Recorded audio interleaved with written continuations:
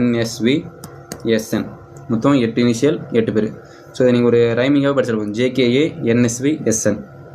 So இப்போ சொல்கிறேன், இந்த ஷார்ட்கட் எழுதில்லை, எனக்கு நான் படித்த டைமில் எனக்கு சொல்லிக் கொடுத்தாங்க, நான் உங்களுக்கு சொல்லிக் கொடுக்குறேன், அவ்வளோதான். புரியுதுங்களா?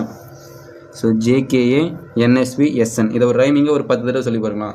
JKA NSVSN, JKA NSVSN, JKA NSVSN அப்படின்னு சொன்னீங்கன்னா அது ஒரு ரைமிங்காக முடிஞ்சிடும். ஸோ அவ்வளோதான். ஸோ இதை பொறுத்த வரைக்கும் பார்ப்போம். ஸோ 3வது குடியரசுத் தலைவர் தான். ஃபஸ்ட்டு நம்ம ஆல்ரெடி பார்த்துருப்போம், முதல் குடியரசுத் தலைவர் மற்றும் முதல் துணை குடியரசுத் தலைவர் பார்த்துருப்போம். ஸோ அதுக்கடுத்து 3வது தான் யார் பார்க்குறோம், JKA NSVSN சொல்லி பார்த்துருப்போம். ஓகேங்களா? 10 பேர் முடிஞ்சிச்சு. அதுக்கடுத்து 11 அப்துல் கலாம் பார்த்துருப்போம். 12 அதுக்கப்புறம் கண்டினியூ இப்போ 15 வரைக்கும் திரௌபதி முர்மு வரைக்கும் பார்த்துருப்போம். ஓகேங்களா? அப்போ 3வது குடியரசுத் தலைவர் தான் யார், ஜேனா என்னது, ஜாகிர் ஹுசேன். புரியுதுங்களா? 3வது குடியரசுத் தலைவர் ஜே மீன்ஸ் ஜாகிர் ஹுசேன். புரியுதுங்களா? J means Zakir Hussain. So Zakir ஹுசேனோட காலம் பார்த்தீங்கன்னா 67லேருந்து 69 வரைக்கும் தான் இருந்திருப்பார். கரெக்டாக 2 வருஷம் தான் இருந்திருப்பார். ஏன்னு பார்த்தீங்கன்னா அதுக்குள்ளே என்ன பண்ணியிருப்பார், இவர் வந்து உடல்நலக் குறைவால் இறந்துருப்பார்.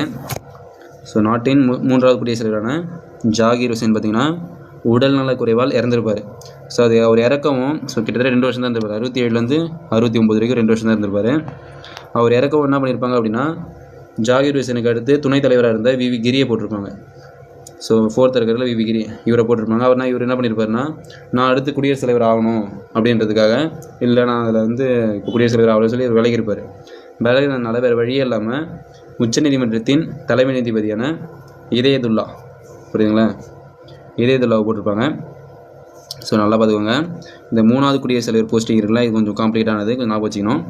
ஸோ ஜாகிர் ஹுசேனை பொறுத்த வரைக்கும் அவர் வந்து 2 வருஷம் தான் இருந்திருப்பார். 67லேருந்து 69 வரைக்கும் தான் இருந்திருப்பார்.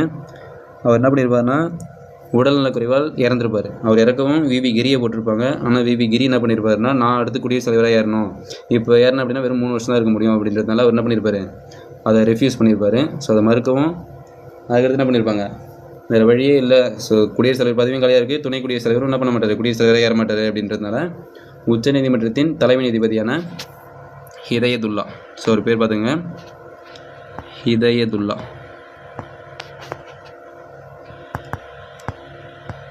இவர் யாருன்னு பார்த்தீங்கன்னா உச்சநீதிமன்றத்தின் தலைமை நீதிபதியாக இருந்தவர் தான் இதயதுல்லா. இவரை வந்து என்ன பண்ணியிருப்பாங்க, குடியரசுத் தலைவராக போட்டிருப்பாங்க. ஓகேங்களா?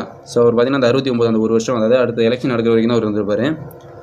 ஸோ அடுத்த எலெக்ஷனில் 4வது குடியரசுத் தலைவர் யார் வந்திருப்பார், VV கிரி சொன்ன மாதிரியே ஜெயிச்சிருப்பார்.